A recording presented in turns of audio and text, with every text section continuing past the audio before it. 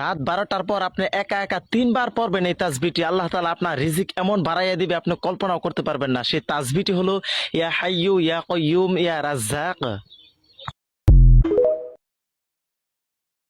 এমন একটি দোয়ার কথা বলবো, যে দোয়াটি ঘুমানোর আগে 3বার পাঠ করে ঘুমালে বৃষ্টির মতো রিজিক আসতেই থাকবে এবং আল্লাহ তাআলা আপনাকে সকল বিপদ আপদ থেকে হেফাজত করবেন। সুবহানাল্লাহ। দোয়াটি হলো লা ইলাহা ইল্লাল্লাহুল মালিকুল হাক্কুল মুবিন।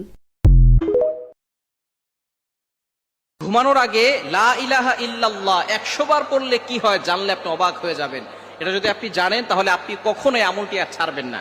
লা ইলাহা ইল্লাল্লাহ এই কালিমাটা আমরা জানি না এমন কেউ নাই। যারা মুসলমান আছি তারা আমরা সকলেই লা ইলাহা ইল্লাল্লাহ, আল্লাহ ছাড়া কোনো মাবুদ নাই, কি বলেন আছে? এই লা ইলাহা ইল্লাল্লাহর এতটা ফজিলত নবীজি সাল্লাল্লাহু আলাইহি ওয়াসাল্লাম জানিয়ে দিয়েছেন।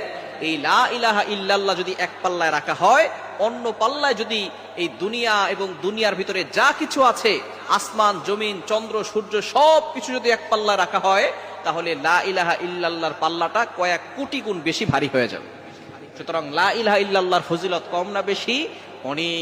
এই দোয়াটি যদি আপনি 7 বার পড়তে পারেন, আল্লাহ তাআলা দুনিয়া এবং আখিরাতের দায়িত্ব নিজে গ্রহণ করে নেবেন, আপনার সকল পেরেশানি দূর হয়ে যাবে। বুকে হাত রেখে বলি আল্লাহর কসম এই দোয়া আমি ছেড়ে দিই না। তোমরা এই দোয়াটা শোনার পরে সাথে সাথে শেয়ার করে দিবা। আমল না করেও সওয়াব পাবা, তোমার একটি শেয়ারে আমল না করেও সওয়াব পাবা।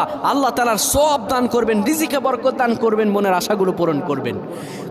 ও আমার প্রাণের ভাইয়েরা, বিশ্ব নবী মুহাম্মাদুর রাসূলুল্লাহ সাল্লাল্লাহু আলাইহি সাল্লাম বলেন, কোনো ব্যক্তি যদি এই দোয়াটা 7 বার পড়তে পারে, দোয়াটা হলো হাসবি আল্লাহু লা ইলাহা ইল্লা হুয়া আলাইহি তাওয়াক্কালতু ওয়া হুয়া রাব্বুল আরশিল আযীম। কোন কিসের আত্মীয় আর কিসের আপনজন আর কিসের অফিসের বস আর কিসের কি, সবাই সবার স্বার্থ নিয়ে পড়ে আছে।